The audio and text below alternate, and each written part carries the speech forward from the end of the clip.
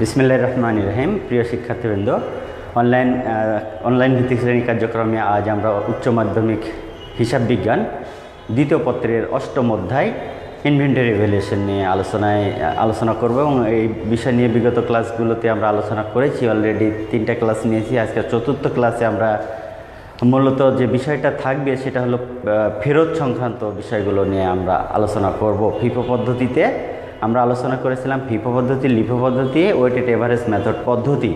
আজকে আমরা ফিফো পদ্ধতিতে মাল কিভাবে ফেরত আসে ফ্যাক্টরি থেকে এবং আমরা কিভাবে ফেরত দিই ক্রয় ফেরতটাকে, এবং সেগুলো কিভাবে মজুদে এসে মূল্যায়ন করতে হয়, এই বিষয়গুলো নিয়েই আসলে আমরা আলোচনা করব। তবে আমরা একটু কথা বলে রাখি যে আমরা নিশ্চয় করে আমরা একটু আগেই বলে দিয়েছিলাম যে নিশ্চয় করে আমরা যখন মাল ক্রয় ফেরত দেই তখন নিশ্চয় করে আমার মজুদ থেকে মাল কমে। মজুদ থেকে মাল কমার অর্থই হলো আমাকে ইস্যুতে দেখাতে হবে। কথাটা মনে রাখতে হবে। কোথায় দেখাতে হবে? মজুদ থেকে মাল যে কারণেই কমুক না কেন তা ইস্যুতে দেখাতে হবে। আর যখনই আমার ফ্যাক্টরি থেকে মাল ফেরত আসবে তার মানে মজুদে আবার মালটা প্রবেশ করবে, তাহলে ক্রয় হয়ে আমার মজুদে চলে যাবে। এটা হলো মূল ফ্যাক্টর। কিন্তু দর কিভাবে নেব এই বিষয়গুলো আমরা উদ্দীপক থেকে সুন্দর করে যখন দেখাবো তখনই আমি বিস্তারিত আলোচনা করে দেব। তবে একটা বিষয় মনে রাখতে হবে, সেটা হলো যখনই দর আমরা ভ্যালুয়েশন করব ক্রয়ের ক্ষেত্রে তখন নির্দিষ্ট তারিখ দেওয়া থাকলে আমরা নির্দিষ্ট তারিখ অনুযায়ী নেব। এছাড়া যদি তারিখ দেওয়া না থাকে সাধারণত সর্বশেষ রেটটাই আসে।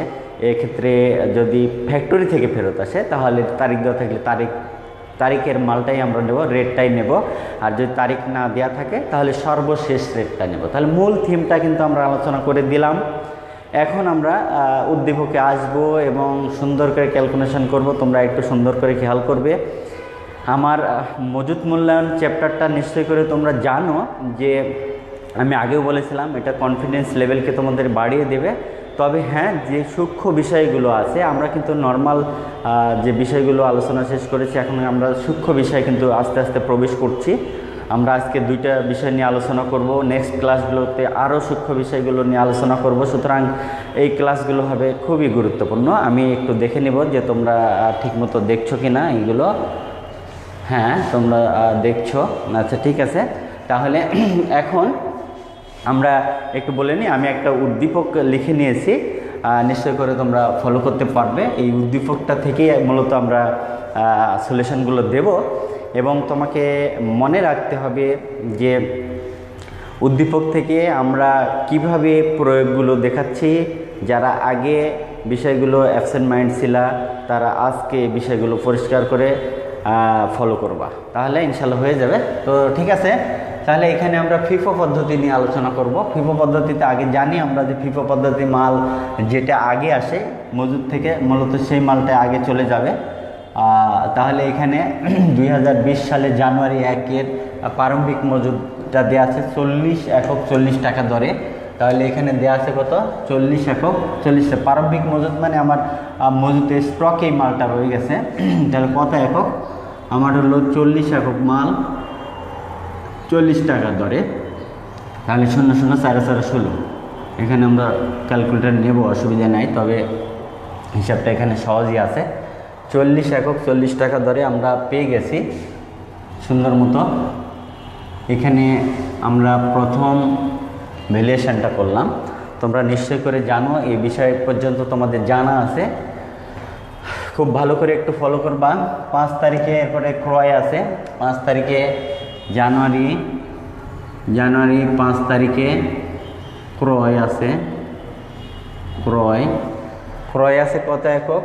ক্রয় আছে নিশ্চয় করে 150 একক 45 টাকা দরে। 150 একক 45 টাকা দরে। 45 টাকা দরে আমরা ক্যালকুলেটর ব্যবহার করব। তাহলে নিশ্চয় করে 150 একক কত টাকা দরে? 45 টাকা দরে। তাহলে 6750 টাকার মাল আমার হয়। 6750 টাকার মাল হয়। তো আমরা কি জানি নিয়মটা? আমরা নিশ্চয়ই করে জানি নিত্য মজুত পদ্ধতিতে প্রতিদিনের ভ্যালুয়েশান, স্টক ভ্যালুয়েশান প্রতিদিন করতে হয়। তাহলে 1 তারিখে যা ছিল আমার তো আছে, কিন্তু আমার 5 তারিখে ভ্যালুয়েশানটা কি, 5 তারিখে আমার বিন কার্ডে কীভাবে মালগুলো অবস্থান করছে পরিষ্কার দেখাতে হবে।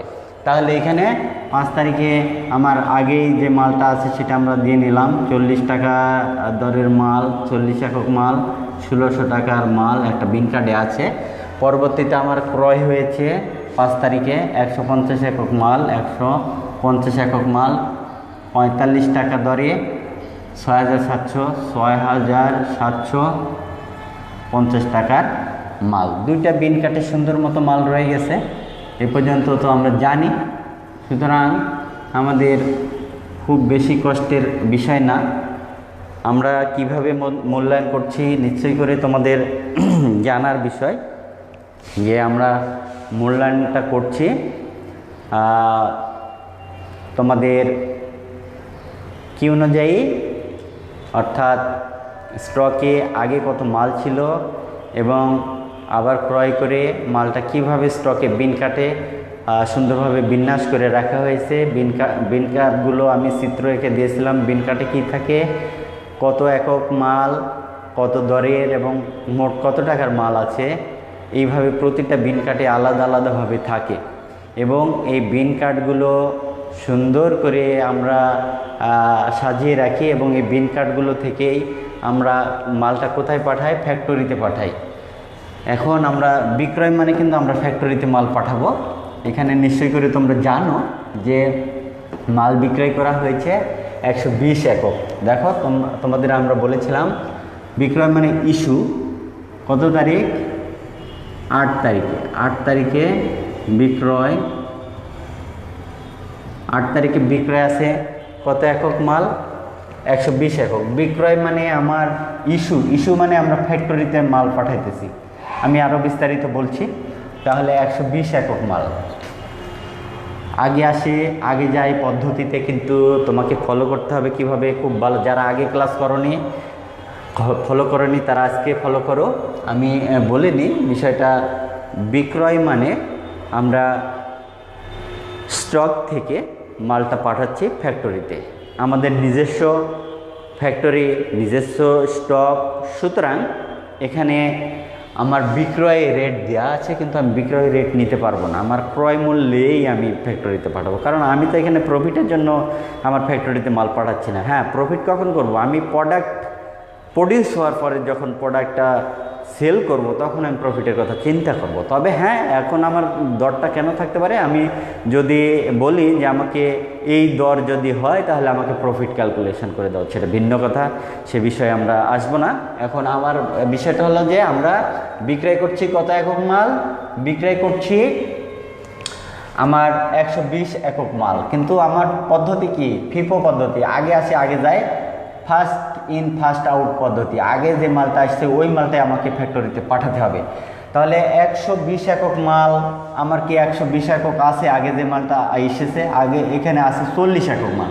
তাহলে আমাকে যেই ব্যক্তি ফ্যাক্টরিতে মাল নিতে এসছে তাকে আমাকে বুঝিয়ে বলতে হবে যে বাবারে তুমি একটু 40 একক নাও, বাকিটা আমি তোমাকে আবার দিচ্ছি, অর্থাৎ 120 একক তোমাকে আমি বুঝিয়ে দেবো। আগের মালটা আমাকে আগে দিতে হবে 40 একক, 40 টাকা দরের 1600 টাকার মাল তোমাকে আমি বুঝিয়ে দিলাম। এরপরে তোমাকে আরও কত তুমি পাও এই বিষয়টা আমাকে বের করে নিতে হবে। 120 একক আমার পাঠানোর কথা আছে, মাইনাস 40 একক অলরেডি দিয়েছি, তাহলে 80 একক আমাকে এখনও দিতে হবে। তাহলে আমি এবার দিব কত, 80 একক কয় টাকা দরে, 45 টাকা দরে, 45 টাকা দরে। তাহলে তাকে আমি 120 একক মাল কিন্তু সুন্দর মধ্যে বুঝিয়ে দেব। 80 একক ইন্টু 45 দরে মাল, তাহলে 3600 টাকার মাল, 3600 টাকার মাল। নিশ্চয় করে তোমরা বুঝবে, এই জায়গাটাই তোমাকে ক্লিয়ার করে বুঝতে হবে যে তোমার স্টকে বিন কার্ডে কীভাবে মাল সাজানো আছে। এই দুইটা বিন কার্ডে সুন্দর মতো সাজানো আছে। 40 একক 40 টাকা দরে 1600 টাকার মাল, 150 একক 45 টাকা দরে 6750 টাকার মাল সুন্দর মতো বিন কাটে আমার স্টকে আমি দেখতে পাচ্ছি। এই স্টক থেকে আমার মাল 120 একক ফ্যাক্টরিতে পাঠাতে হবে, কিন্তু আগে যে মাল আসছে আগেরটাই পাঠাতে হবে। আগে কি আমার 120 একক আছে? নেই। সুতরাং আমি 120 একক না থাকলে যা আছে ওইটা আগে দেবো, এরপর বাকিটা ফিল আপ করে দেবো।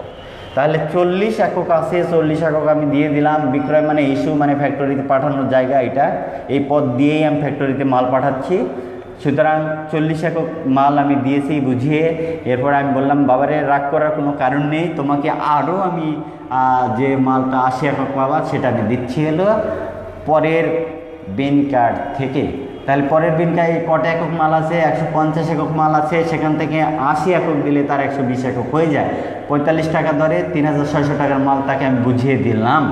এখন আমার আসলে স্টকে কি পরিমাণ মাল আছে এটা ভ্যালুয়েশন করাই হলো স্টক ভ্যালুয়েশন এই তারিখ পর্যন্ত। তাহলে 150 থেকে 80 একক যদি আমি দিয়ে দিই তাহলে আমার আর কত থাকে? 150 মাইনাস 80 একক, তাহলে থাকে 70 একক মাল থাকে। এখানে কত একক থাকে? 70 একক মাল 45 টাকা দরে থাকে। তাহলে আমাকে নিশ্চয় করে দেখতে হবে 70 ইন্টু 45 টাকা দরে 3150 টাকার মাল থাকে। 3150 টাকার মাল থাকে।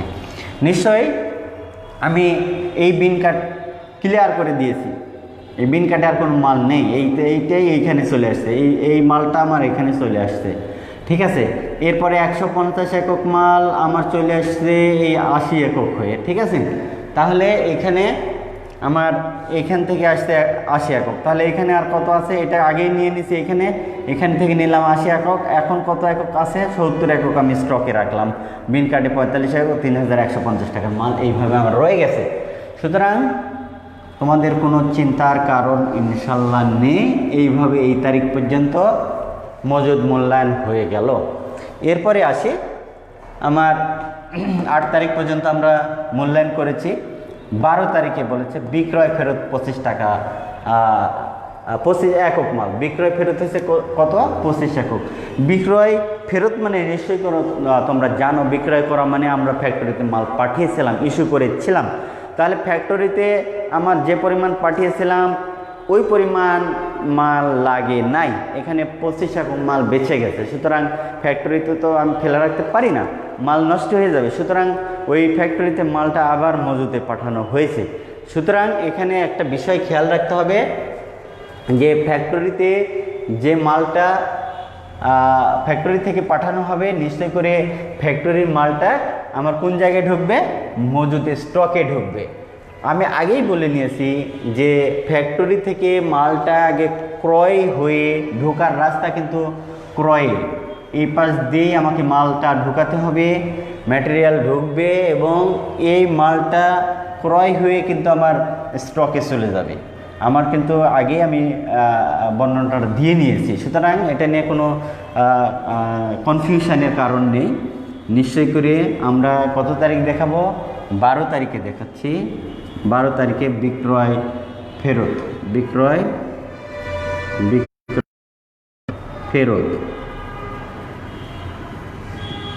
ফেরত হলো আছে আমার কত?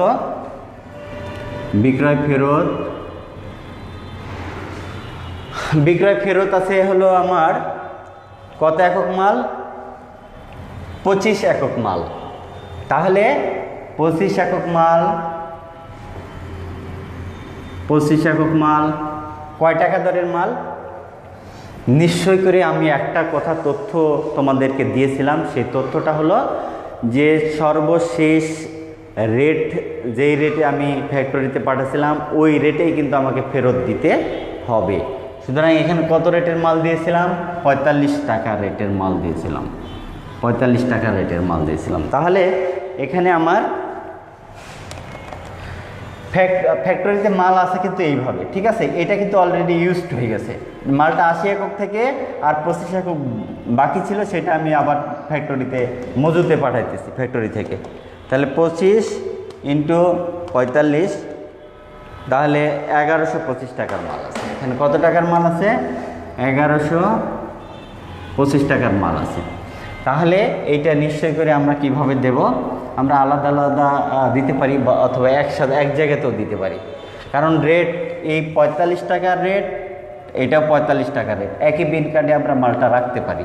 তাহলে এখানে 45 আর 25 কত থাকে, একসাথে আমরা মালটা রাখতে পারবো, এখানে কোনো সমস্যা নাই। 45 প্লাস হলো 25, 70 একক মাল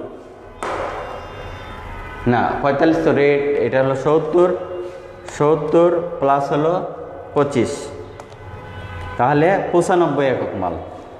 95 একক মাল আমরা রেটটা একই হওয়ার কারণে আমরা একসাথে দিতে পারি, অথবা আলাদা আলাদা দিলেও আমার কোনো সমস্যা নেই। যাই হোক, আমরা আলাদাও দিতে পারি। 70, 45, 3150, এরপরে 25, 45 আলাদা দিলাম একটু বোঝার খাতিরে, একসাথে দেওয়া যাবে, তোমরা একসাথে দিতে পারবা, যে যেটা বুঝো এইভাবে করবা, কোনো সমস্যা নেই। হিসাব বিজ্ঞান হলো বিতর্কের কোনো জায়গা এখানে নেই। এখানে সঠিক পদ্ধতিটা তুমি যদি করে দিতে পারো, সঠিক রেজাল্টটা যদি বের করে দিতে পারো, তোমার সামান্য একটু বোঝার ক্ষেত্রে তুমি একটু অন্যভাবে বুঝিয়ে দিলে আরেকজন অন্যভাবে একটু বুঝিয়ে দিতে পারে, তাতে কোনো এখানে বিতর্কের কোনো বিষয় না যে এইভাবেই করা লাগবে, বইতে এইভাবে আছে, এটা কোনো বিতর্কের বিষয় না। তোমাদেরকে আমি সতর্ক করে দিচ্ছি। আসলে এখানে উদার মানসিকতাও যেমন দরকার, তেমনি বোঝারও বিষয় আছে। তাহলে এইখানে আমরা আসি, এরপরে এই তাহলে আমাদের 70, 25 এই একক হয়ে গেছে। এরপরে আসি হলো 25 তারিখ, 12 তারিখ গেছে, 20 তারিখে বলে ক্রয় আছে, 20 তারিখে ক্রয় আছে। কত একক? 200 একক, 48 টাকা ধরে, 200 একক 48 টাকা ধরে, 48 টাকা ধরে। তাহলে আমরা একটু ক্যালকুলেশন করে নেব।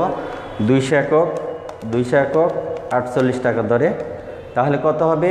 9600 টাকার মাল হবে, 9600 টাকার মাল হবে। তাহলে নিশ্চয় করে আমরা এখন এইভাবে নিতে পারি, এটারে একই বিন কার্ডে রাখতে পারি, ঠিক আছে। তাহলে এখানে 70, 80, 90, 95 একক, 95 একক 45 টাকা ধরে গুণ করে বসানো যায়, যোগ করে বসানো যাবে।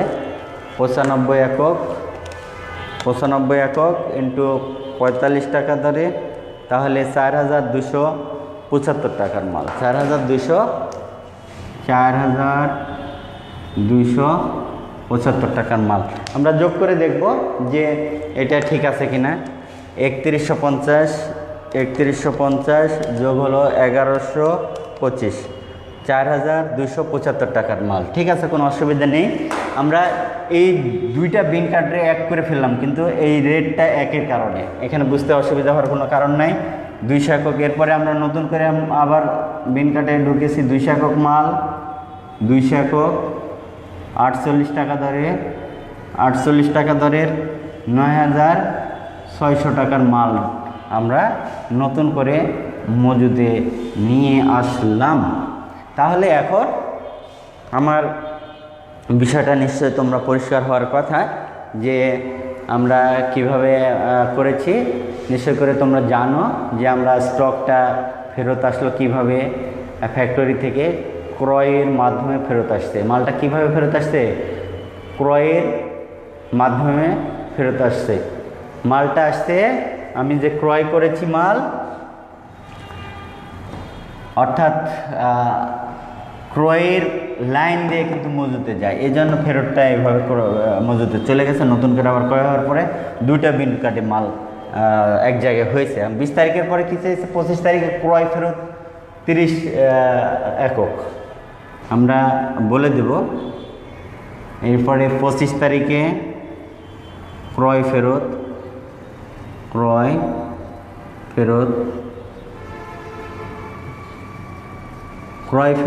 কত একক মাল?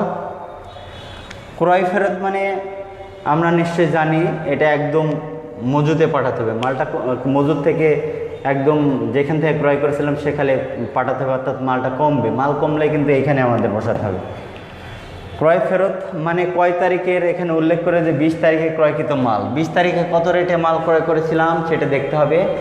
20 তারিখে ক্রয় করেছিলাম 48 টাকা দরের মাল, সুতরাং ফেরত গেছে এই বিন কার্ড থেকে, মালটা ফেরত গেছে এই বিন কার্ড। তোমরা বুঝেছো কি না আরও পরিষ্কার হও। বলা আছে মালটা ফেরত গেছে 20 তারিখে ক্রয়কৃত মাল, স্টকে মাল আছে আমার 2টা বিন কার্ডে, ফেরত যে দেবো কোন মাল ফেরত দেবো এটা না, এটা আমাকে ফেরত দিতে হবে 48 টাকা রেটের মাল, কারণ 20 তারিখে ক্রয় করা হয়েছিল 48 টাকা রেটে, সুতরাং আমরা ফেরত দিব 48 টাকা রেটের। কত একক মাল, এখানে নিশ্চয়ই তোমরা জানো যে 30 একক মাল ফেরত দেব। ফেরত মানে কিন্তু এখানে দিতে হবে 30 একক মাল, 48 টাকা দরের মাল ফেরত দিব, 48 টাকা রেটের মাল ফেরত দিব। 30 × 48 তাহলে কত হয়, 30 × 48 1440 টাকার মাল আমরা ফেরত পাঠালাম। 1440 টাকার মাল আমরা ফেরত পাঠালাম। তাহলে এখানে এখন আমার মজুরটা মূল্যায়ন করব কিভাবে, আমার এই রেটের মাল কিন্তু আমি ফেরত দেই নাই, তাহলে 95 টাকা রেটের মাল কে একক মাল, 45 টাকা রেটের 4275 টাকার মাল কিন্তু আমরা হাত দিই নাই, 200 একক মাল থেকে 30 একক দিয়েছি, তাহলে কত থাকবে 170 একক মাল, 170 একক 48 টাকা দরের মালটা আমার কম হয়েছে, কারণ এখান থেকে আমি ফেরত পাঠাইছি মাল। 170 × 48 টাকা রেটের মাল, তা 8160 টাকার মাল, 8160 টাকার মাল, ঠিক আছে। তাহলে নিশ্চয় করে তোমরা এটা বোঝার কথা যে আমরা কি করেছিলাম, নিশ্চয় করে আমার 2টা বিন কার্ডে মাল আছে, 95 একক কত টাকা রেটের, 95 একক 45 টাকা রেটের 4275 টাকার মাল, 200 একক 48 টাকা দরের 9600, এইভাবে বিন কার্ডে সাজানো আছে। এই সময় একটা নির্দেশ আসলো যে 30 একক মাল ফেরত যাবে 20 তারিখের ক্রয়কৃত, 20 তারিখে ক্রয়ে আমার রেট আছে 48 টাকা দরে, তার মানে 200 একক থেকে মালটা ফেরত গেছে। 200 একক থেকে 30 একক মাল থাকলে 70 একক 170 থাকে, তাহলে আগে এই রেটের মাল যেহেতু আমরা ফেরত দেই নাই, সুতরাং এটা যথারীতি নামালাম এই তারিখে, আর এখান থেকে 30 গেলে থাকে 170, 48 টাকা ধরে 71 টাকা মাল আমার ফ্যাক্টরিতে রয়ে গেছে। এখন আমি 30 তারিখে আবার নতুন করে মূল্যায়ন করব। 30 তারিখে বিক্রয় করা হয়েছে 140, 30 তারিখ বিক্রয় 140 একক মাল, তাহলে 140 এটা এখান থেকে নেওয়া যাবে, কারণ হলো আমার তো এখান থেকে নেওয়া যাবে না, কারণ হলো উপর থেকে নিতে হবে, আগে আসে আগে যায় পদ্ধতি, আগের মালটাই আমাকে ফেরত পাঠাতে হবে। তাহলে আমার কত 140 একক মাল দেব, 140 একক নাই, তাহলে আমি কত একক নেব, আগে আমি বুঝ দেবো বাবারে, তোমরা আগে 95 একক মালটা নিয়ে নাও। 95 একক মাল, 95 একক মাল 95, এরপরে হলো কয় টাকা, 45 টাকা দরের মাল, 4275 টাকার মাল আমরা কি করলাম, দিলাম। আরও কত একক পাবে, তাকে আমার দেওয়ার কথা কত একক, 140 দিয়েছি, 95, 140 মাইনাস 95, তাহলে 45 একক মাল আরও পাবে, 45 একক, 45 একক, 45 একক কত টাকা দরে, 48 টাকা দরে, 48 টাকা দরে। তাহলে আমরা যদি গুণ করি তাহলে নিশ্চয় করে আমরা পেয়ে যাব 45 × 48, তাহলে আমরা পাবো হলো 2160 টাকার, 2160 টাকার মাল, 2160 টাকার মাল আমরা পাঠালাম। তাহলে আমরা কত একক মাল, 140 একক 80 টাকা দরের মাল, কিন্তু এই দরটা মূল্যায়িত হবে না, কারণ বিক্রয় রেটে আমরা মাল ফেরত দিই না, মালটা ক্যালকুলেশন করি না। এখানে আমার কি আছে, 170 একক মাল 48 টাকা দর, 95 একক মাল 45 টাকা দরের, আমার মালের ফ্যাক্টরিতে পাঠাতে হবে 140, 140-এর মধ্যে 95 আগে দিয়েছিলাম, পরে দিলাম হলো 45 একক। তাহলে আমার তাকে এইখান থেকে আমার পুরো 140 একক মাল দিয়ে দিয়েছি। এখন 95 যাওয়ার পরে 170 থেকে দিয়েছি 45, 170 মাইনাস 45 একক, তাহলে থাকে কত 125 একক মাল থাকে। আর আমার থাকে কত 125 একক মাল থাকে 48 টাকা দরে। তাহলে এটা আমরা একটু ক্যালকুলেশন করে নেব, 125 ইন্টু 48, তাহলে থাকে ডাইরেক্ট 6000 টাকার মাল আমার স্টকে থাকে, 6000 টাকার মাল স্টকে থাকে। তাহলে আমরা নিশ্চয় করে এইভাবে মূল্যায়ন করব যে আমার 140 একক মালের 95 একক আগে দিয়েছি, পরে আরও দিলাম 45 একক, তাহলে আমার মোট 140 একক আমি ফ্যাক্টরিতে পাঠাই দিলাম। 95 যাওয়ার পরে 45 যাওয়ার পরে থাকে আর কত 170 থেকে 125 একক 48 টাকা ধরে 6000 টাকার মাল আমার বিন কাটে এখন বর্তমান পর্যন্ত রয়ে গেছে। এই অবস্থায় আমাদের কি ফলো আপে আছে সেই বিষয়টাই আমরা দেখব। আমরা এই বিষয়টা একটু দেখে নেব যে পরবর্তীতে কি আছে আমাদের। একটু আমি লাইনটা ঠিক করে নিচ্ছি।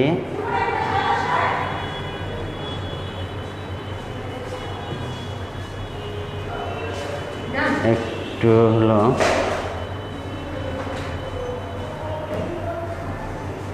কোনো অসুবিধা নেই। তাহলে এরপরে আমার 30 তারিখে আবার ক্রয় আছে 50 একক মাল। 30 তারিখে ক্রয় আছে, 30 তারিখে ক্রয় আছে কত একক মাল 50 একক মাল, 50 একক 50 টাকা দরের মাল। তাহলে 2500 টাকার মাল আছে আমার। আগে কত ছিল 125 একক 48 টাকা দরের 6000 টাকার মাল আগে ছিল। পরবর্তীতে অ্যাড হলো কত 50 টাকা 50 একক মাল 50 টাকা দরের 2500 টাকার মাল অ্যাড হয়েছে। এখন আমার মোট তাহলে কত হবে, মোট হবে 125 যোগ 50 175 একক, টোটাল মাল 175 একক, আর হলো 6 7 8500 টাকার 8500 টাকার টোটাল মাল। এই হলো ফ্যাক্টর।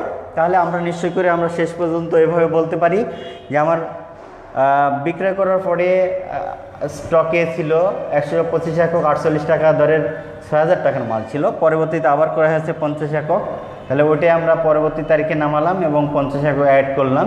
তাহলে শেষ তারিখ পর্যন্ত আমরা বলতে পারি 125 একক 48 টাকা দরে 6000 টাকার মাল রয়ে গেছে এবং পরবর্তীতে আমরা আরও 50 একক 50 টাকা দরের 2500 টাকার মাল ক্রয় করলাম। অর্থাৎ দুইটা বিন কার্ডে আলাদা আলাদাভাবে স্টক ভ্যালুয়েশন করা হলো এবং আমার স্টকে মালটা এইভাবে রয়ে গেল যে টোটাল 175 একক মাল এবং 8500 টাকার মাল রয়েছে দুইটা বিন কার্ডে।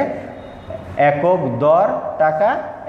দর টাকা দেখলে আমরা পরিষ্কার হতে পারবো। এভাবে আমরা মূলত স্টক ভ্যালুয়েশনটা দুই ধরনের ফেরত নিয়ে আমরা আলোচনায় ছিলাম। একটা হলো ক্রয় ফেরত আর একটা হলো বিক্রয় ফেরত। কিভাবে হয় আমরা মৌখিকভাবে আলোচনা করে প্রয়োগ দেখিয়েছি। পরবর্তী ক্লাসে আমরা ঘাটতি সংক্রান্ত বা অন্যান্য যে কৌশলী বিষয়গুলো আছে অর্থাৎ যেগুলো একটু ক্রিটিক্যাল বিষয় এগুলো নিয়ে আমরা পরবর্তী ক্লাসগুলো আলোচনা করব। আর আজকের মতো এখানে শেষ করছি। আল্লাহ হাফেজ।